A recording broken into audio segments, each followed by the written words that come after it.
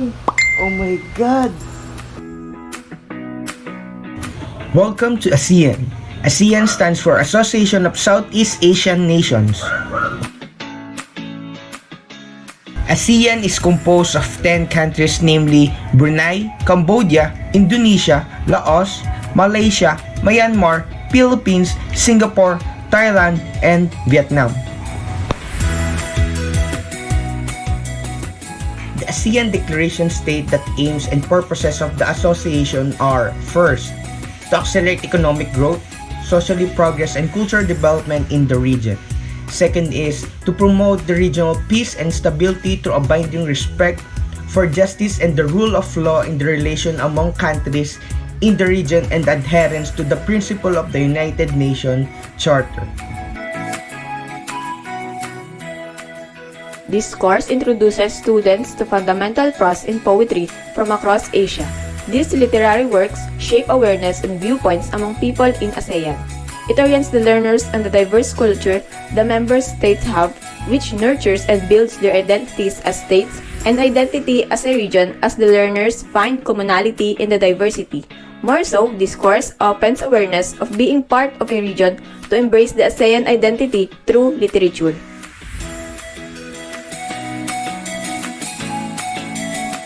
Asian literature is a way in which we can capture and interpret what has happened and is happening to us personally and to the Asian countries.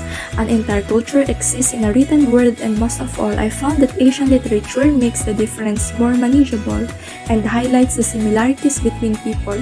Asian literature serves as a way to enrich our minds and presents a way to improve the world not only through the beauty of its presence but through the ideas and tangible possibilities it possesses. ASEAN people have the same goals for their country, to be united. They all have the spirit of nationalism. Every ASEAN country has a rich and poor status of people. The culture of ASEAN is similar in way of respecting and praising their rights. The family members are present in important occasions like birthdays, weddings, and many more. ASEAN countries experienced the wars and colonialism that really affected the lives of the countrymen. Maybe it is in history, but it has had an effect until now. Asian's diversity is reflected in the colorful lives of its people. Asean is a region with a varied range of markets, economic advances, and cultures, making it one of the world's most competitive areas today. In mainland Southeast Asia, Islam and Buddhism are extensively practiced, although the maritime eastern edge of Asia, particularly the Philippines, is primarily Roman Catholic. Hinduism and Christianity are also widely prevalent throughout the region. In Asean, a variety of languages are spoken, with each Asian country having its own official language and dialects. However, English is the majority of Asian countries' official business language.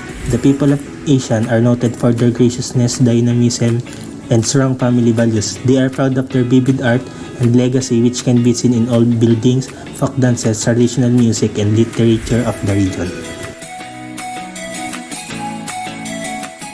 Asian literature introduces cultures and histories of the countries in Asia through stories, fiction or non-fiction, songs, poem, and other literature.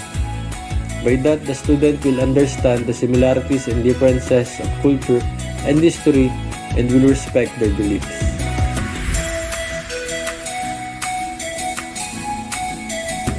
Encouraging others to study ASEAN literature may be the thing to do, since not everyone is passionate about reading and comprehension. However, the least action that I can do to encourage or motivate them to study is through lighting them the beauty within this core subject.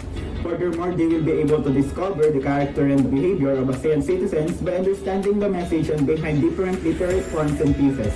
And as the result, they will become more aware about the significant concepts related to ASEAN literature. It will be also inspire them more to become part of the growing ASEAN citizens.